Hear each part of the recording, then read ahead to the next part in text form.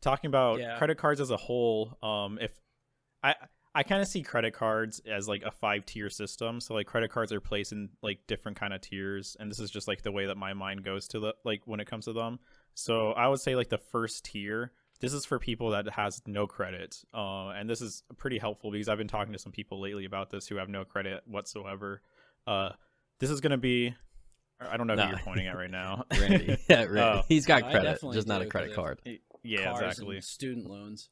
Yeah, exactly. That builds credits too. So yeah, so people who have no credit, this is going to be the card that they need, and it's going to be for the most part, it's going to be a secure card. And what that means is, I mean, you have no credit, so like this bank, they're not gonna give you a line of credit. Normally you get like a line of credit of like 5,000, 10,000, even like 1,000 or something like that from a credit card, but they don't know they don't know anything about your history.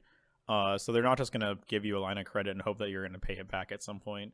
So what a secured card is you give them some form of collateral. And normally it's just like, hey, like normally just like deposit like 500, $1,000, whatever you have, and then they'll give you a line of credit equal to that.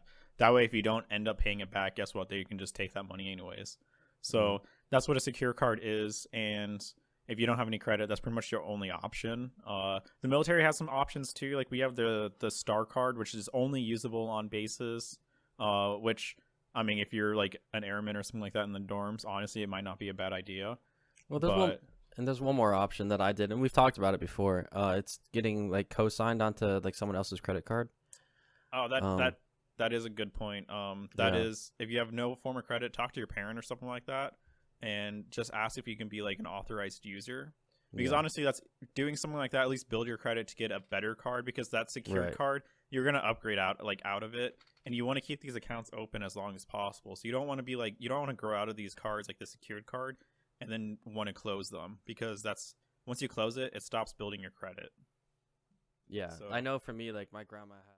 So honestly, if possible, just skip that tier one. Skip that secured card because you're gonna grow out of it, and you're probably not gonna want it like even like a couple months down the road because credit does build pretty quickly. So and then like once you get past that point, you want to upgrade. This is gonna be like when like the first cards that you ever really want. So like tier two is gonna be like those entry level like no annual fee or anything like that. Just like earning some form of rewards normally. So like just like my first one was like a basic USA like credit card. It's like, oh, no annual fee, earns 1% like cashback on everything. Discover It card, yeah. That is actually going to be in the next Oh, category. never mind. Okay. Yeah. But yeah, so that's just going to be earning like 1%, like really basic stuff. Like some cards it's just like earns like 1.5%. Just like even I would probably say like the city double cash is probably in this category too. So really basic stuff. But yeah, no annual fee. You definitely want these cards on your like portfolio. And then I would say like tier 3 is going to be like those slightly higher like just better earning cards and stuff like that, such as the Discover It, such as Randy's card, the what was it called? Yeah, the Freedom. You have the Freedom Unlimited. So you have the Chase Freedom Unlimited. And then there's like other ones like the Amex has like the Blue Cash and a couple other ones like that. So those are going to be like ones that have like specific earning categories. So Randy just said his earns like 3% in like restaurants, and he already took advantage of that, or 5% in travel. I think like the Blue Cash every day from like American Express earns like 3% at grocery stores, stuff like that. I have the Discover It. Yeah, me and Joe both have that. And I honestly, I love that card. Dude, like, same. That was my I've had first. that card since like I don't know 2012 maybe, and it Yeah. was, dude, it's a good card. It's treated Yeah, me so- nicely. Yeah, the Discover It and the Chase Freedom Flex. Those cards, honestly, they're pretty awesome because they have 5% rotating categories. I mean, they earn like 1% on everything else too, but Yeah. otherwise they have 5% rotating categories. Every single quarter they have different categories. It could be like grocery stores, Gas wholesale stations. gas stations, wholesale stores like Costco and Sam's Club, online Amazon. services, Amazon. Yeah. Yeah. So every single quarter, they have these different rotating categories, and most of the time, like they have like a maximum amount that you can spend. It's like $1,500 dollars or something like, or like maybe $500. I don't remember, but it's pretty easy to reach that maximum every single quarter because like they choose categories that you can take advantage of normally. So those are really good cards just to earn more points because 5% cash back, that's pretty solid. Like let's not lie, like that's You spend $1,000, boom, that's $50 back right there. Yeah, it's Hell yeah, nice. brother. Yeah. And also in that category, I would consider like the specific store cards, such as like the Amazon Prime card, which just earns 5% back at like on all Amazon purchases and stuff like that. So still no annual fees or anything like that, but yeah, specific store cards I would still put in that category. And then from there we have like tier 4, and that would be like where you have like some form of annual fee. Normally it's pretty small, like normally less than like maybe I'd say like $100. This would be like the Chase Sapphire Preferred, which I think has an annual fee of $95. And this is when you start getting into more travel cards and stuff like that. Maybe they have like some extra benefits and stuff, but yeah, definitely I would say like low level travel cards and everything. So they start earning. So like once you start getting into this category, you're more focused. You're probably moving away from cashback, and you're probably more looking towards like travel. So you're spending more on that like annual fee. So this is gonna be it's cards like that, like the Chase Sapphire Preferred, and then like maybe like hotel cards. So like Hilton, Marriott, Hyatt, they all have their own like cards, or like maybe some airline cards like United, Delta, and everything like that. That's what I would kind of consider in this category. So like maybe you're earning specific hotel points, or you're earning specific airline points, and then you can use that to like get some pretty significant value at some point. Normally at this category they have really good sign up bonuses. Randy, that tier 3 category normally has good sign up bonuses too, like $200 in the first 3 months.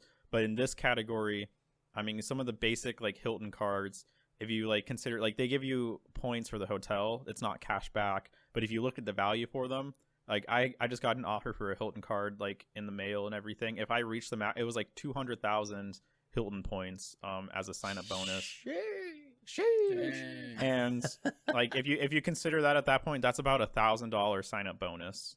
So you at this point your annual fee is pretty low, but you're getting significant like sign up bonuses. You're not getting like super huge perks necessarily, but you're getting good sign up bonuses, and you're earning those points in those systems, such as like the hotel and the airlines. And then a good example of that, I have the Southwest Chase card, and Nice. I've been using that one. That one's an $80 annual fee, not too bad. No. But, You don't pay that, do you? I actually do. I don't What? know. You're in the military, dude. Do we get that one free? Yeah, you should just contact You're an Chase. idiot. Yeah. Yeah, so I was gonna talk about that later. I'm gonna but get- actually, Yeah, I didn't mean to bring it up, but he just said, I was like, oh, what? Yeah. I'll still bring it up. I'll Yeah. still bring it Gotcha. up later. Yeah. But I've been But- using that card for a little bit, and I ended up getting a free flight out to Colorado. So, Nice. Nice. hell yeah, Nice. brother. Yeah, it adds up. Yeah, because like those travel points are normally worth a little bit more than cash back. As long as you're planning to travel, that is. So, and like there's certain cards such as like the Chase ecosystem, some of the city cards, and then American Express has some lower. Like I think they're like American Express Green Card, and I think they have one more that earns their. So Chase has UR points, which is Ultimate Rewards. American Express has membership rewards. City has thank you points, and all of these points, they're pretty like you can use them for cash back. You can use them on Amazon, or this is the best way to use them. You can transfer them out to partners such as hotels and airlines. So those cards and those point systems are nice because it's kind of like a universal thing. You're not stuck into using like a Delta card which only earns Delta points. You can have this Chase card which you can transfer to Delta if you want to, or you can transfer it to United or another airline or something like that. So yeah, that's the difference between like those cards from like those banks versus cards from like specific partners such as airlines. And then tier 5 is where you start getting into like the really nice stuff. So you're still getting higher annual fees, like upwards of like $550, and I don't know if they should be considered a higher tier or not, but there's higher cards, even like the American Express Centurion, which is like a $10,000 annual fee. Yeah, those could be in a higher category that we won't even talk about because it doesn't affect our audience, honestly. So tier 5 is going to be those higher end cards, such as like American Express Platinum. That's a $550 annual fee. The Chase Sapphire Reserve, again $550 annual fee, I believe. City Prestige. There's quite a few of them, honestly. So at What this about point, the Amex Gold? Is that tier 4 or 5? it kind of like it's in the almost middle. in the middle, right? Yeah. Yeah, because it's so the American Express Gold has a $250 annual fee, which is higher than most of the tier 4 cards, which are like around like less than $150. I'd definitely say. but it's not as high as these other cards at like 500, 400. So yeah, It's tier 4.5 American Express Gold. yeah, it's a weird card. So yeah, and at this point, you're focused more on honestly, you're probably more focused on one, the earning those sign up bonuses, and two, you're focused on the benefits of these cards.